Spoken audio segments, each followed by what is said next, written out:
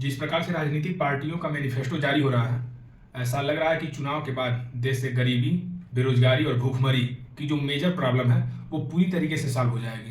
क्योंकि सारी राजनीतिक पार्टियां मिलकर कुछ ना कुछ देने का वादा कर रही हैं।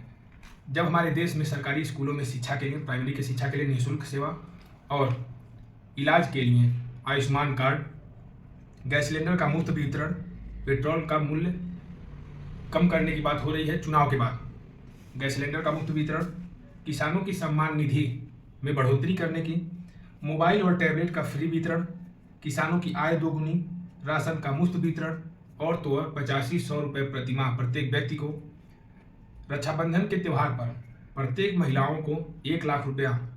अगर ये सारी ज़रूरतें सरकार पूरी कर देगी तो फिर आदमी को काम करने की ज़रूरत ही नहीं पड़ेगी। इतना ही नहीं, इसके अतिरिक्त सिलाई मशीन, बेरोजगारी भत्ता, वृद्धा पेंशन और तो और पक्के घर और शौचालय, ये सारी ज़रूरतें सरकार पूरी करेंगे।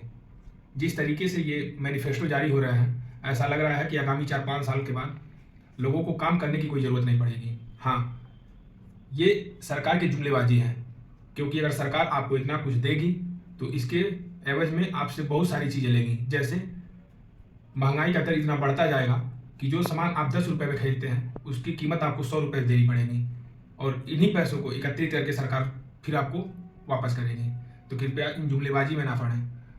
सरकार अगर इसके अतिरिक्त कुछ आपको वापस करेगी तो उसकी कीमत जरूर आपसे लेगी, क्योंकि पैसा राजनेता अपनी ज़मीन बेच के नहीं देंगे, देश बेचेंगे तो पैसा देंगे।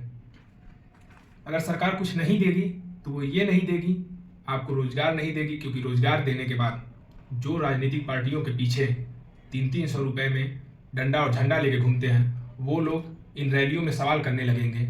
अगर सरकार कुछ नहीं देगी तो वो ये नहीं देगी कि जिन किसानों की आय दोगुना करने की बात होती है उन किसानों को नो कास्ट EMI यानी जीरो कास्ट EMI पे उनके कृषि उपकरण नहीं उपलब्ध कराएगी, उनके कृषि उपकरणों का टैक्स फ्री नहीं करेगी, उनके उर्वरक और बीज का निःशुल्क वितरण नहीं करेगी, इनके दाम बढ़ाए जाएंगे तो ही किसानों की आय दोगुनी की जाएगी। ठीक, इसके अतिरिक्त शिक्षा के स्तर में सरकार कभी कोई सुधार नहीं करेगी, क्योंकि शिक्षा के स्तर में अगर सुधार हो जाएगा तो लोग इनके जुमलेबाजी में नहीं पड़ेंगे। आज हमारे देश में शिक्षा का स्तर, साक्षरता दर चाहे जो भी हो, लेकिन ग्रेजुएशन किया हुआ व्यक्ति भी ग्रेजुएशन का स्पेलिंग बताने में भूल कर देता है।